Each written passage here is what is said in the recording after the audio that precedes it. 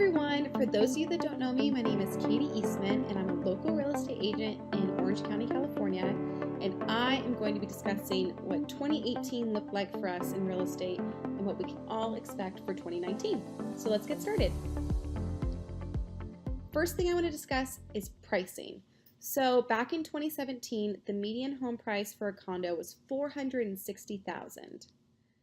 In 2018, it was $496,000. Single-family homes, $774,000 in 2017. For 2018, we were up to $816,000. All combined in 2017, we were looking at $662,000 and then $708,000 in 2018. So what does that look like?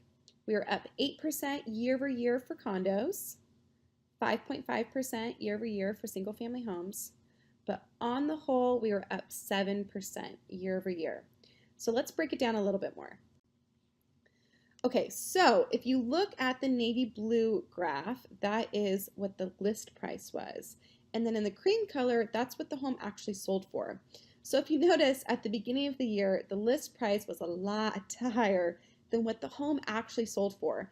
And a big reason why this happened is because inventory was so low at the beginning of the year and people were just pricing their homes really high.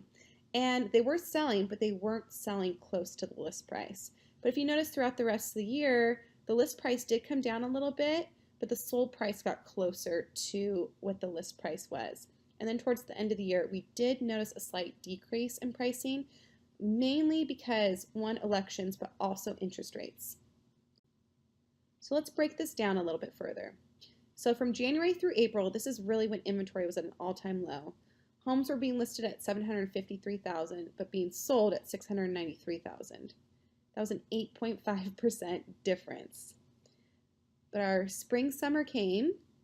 We were pricing homes better at $740,000, but they were selling higher at $720,000.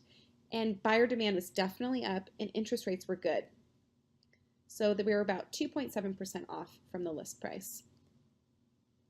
But fall, winter came, and elections were going on, interest rates were high, prices dropped, but the sold price, we were selling for more than we were at the beginning of the year, but less than we were in the summer.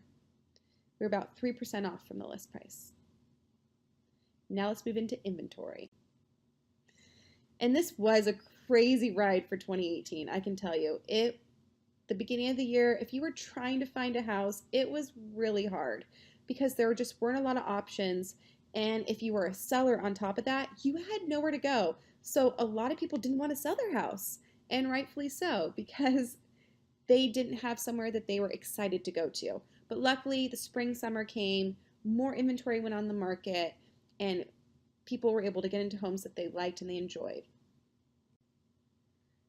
I really like this chart because it's so true, especially if you're a seller. Depending on what you are selling your home for, it's going to affect the time that's on the market. And the biggest reason, and this is obvious, there's buyer demand at a lower price. There's more people in a lower price point than there is at the $1.5 million range. So if you notice, the higher the price goes, the longer it's expected to stay on the market.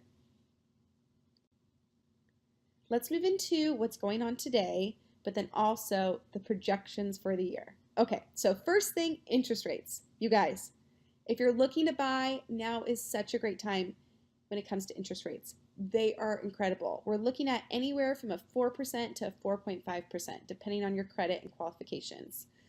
And this is a decent gap. And that's why I always say, get multiple quotes, because you never know who's going to be the best bank for you. On the other side, if you already own, but you have a higher interest rate than 4.5, I definitely recommend that you reach out to your lender and see if a refi makes sense. The graph on the left here, you'll notice active inventory in navy blue and then new listings in that cream color.